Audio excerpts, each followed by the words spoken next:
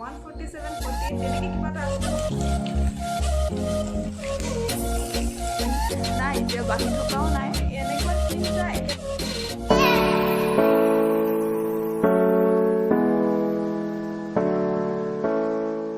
নমস্কাৰ মই কমলিকাই বৰা সিস্টাৰ্স ব্লগৰ অন্য এটা ভিডিঅ'লৈ আপোনালোক সকলোকে পুনৰবাৰ স্বাগতম জনাইছোঁ।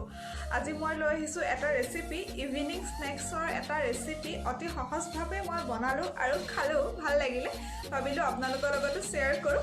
চ' ভিডিঅ'টো আৰম্ভ কৰাৰ আগতে আৰু এটা কথা কৈ দিওঁ আজি মই ছোৱালীসকলৰ বাবে অতি লাগতিয়াল এটা বস্তু লৈ আহিছোঁ মই আপোনালোকৰ লগত শ্বেয়াৰ কৰিম বিশেষকৈ ছোৱালীসকলৰ বাবে হয় সেইটো।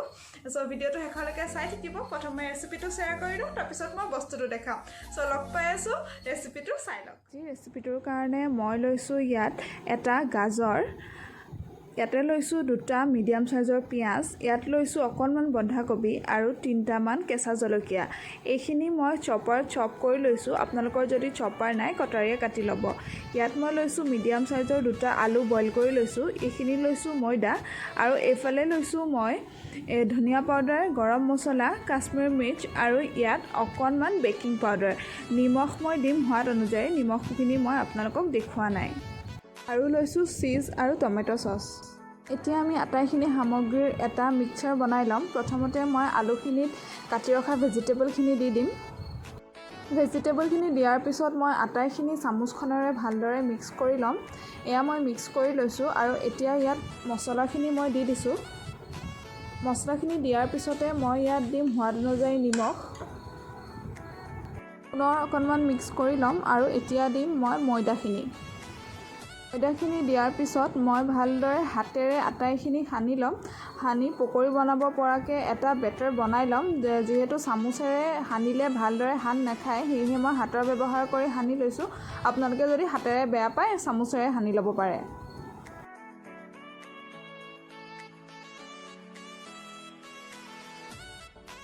মই ইয়াত ডাঙৰ চামুচেৰে 1 চামুচ জোখাৰ টমেটো চচ দিলোঁ আৰু মই ইয়াত দিম এতিয়া আমুল চীজ যিহেতু আজি মোৰ ওচৰত চীজ কিউব নাই কিউব থকা হ'লে কিউব দিলোঁ হয় সেইকাৰণে মই দুটা চীজৰ স্লাইচ ইয়াত দি দিলোঁ আৰু এতিয়া ভালদৰে মিক্স কৰি দিছোঁ।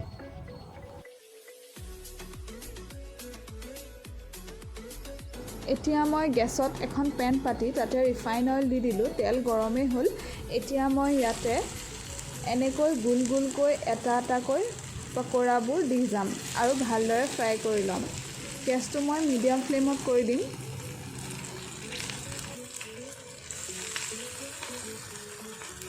মই একেলগে কেইবাটাও পকৰা দি দিলোঁ এয়া ফ্ৰাই হৈ আছে। মই এনেকৈ প্ৰায় 2 পৰা 3 মিনিটলৈকে ফ্ৰাই কৰি দিম।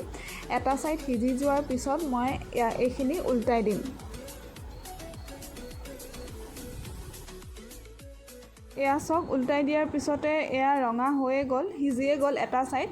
আকৌ মই উল্টাই অকণমান সময় 2 পৰা 3 মিনিট মিডিয়াম ফ্লেমতে ফ্ৰাই কৰি ল'ম তাৰপিছতে আমাৰ পকৰা হৈয়ে যাব।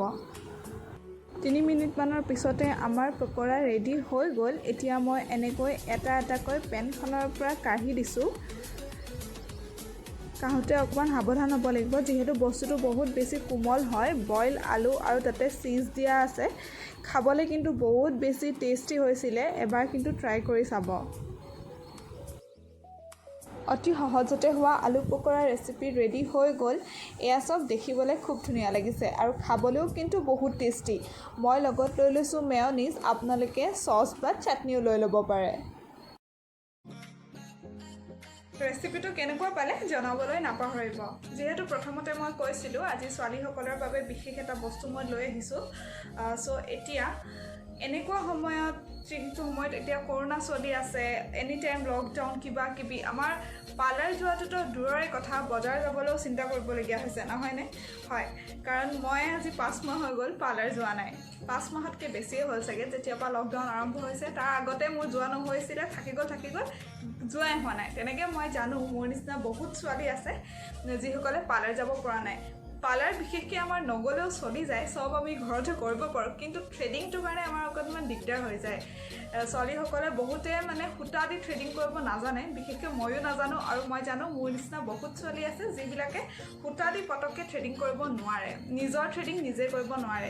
সেইটো কাৰণে মই ব্যৱহাৰ কৰিছোঁ এইটো থ্ৰেডিঙৰ কাৰণে বিশেষকৈ ফেচ ৰেজাৰ। এডাল মই এনেকুৱা 3টা একেলগে আহে, 3টা পেকেট থাকে একেলগে। মই এমেজনৰ পৰা অৰ্ডাৰ কৰিছিলোঁ, দামটো 200ৰ ভিতৰতে কিবা এটা আছিলে, 147, 48 তেনেকৈ কিবা এটা আছিলে, মই পাহৰিছোঁ কাৰণ টাইম হ'ল। মই নিজে ইউজ কৰি চালোঁ, মই ভাল পোৱাৰ পিছতহে মই আপোনালোকক জনাইছোঁ।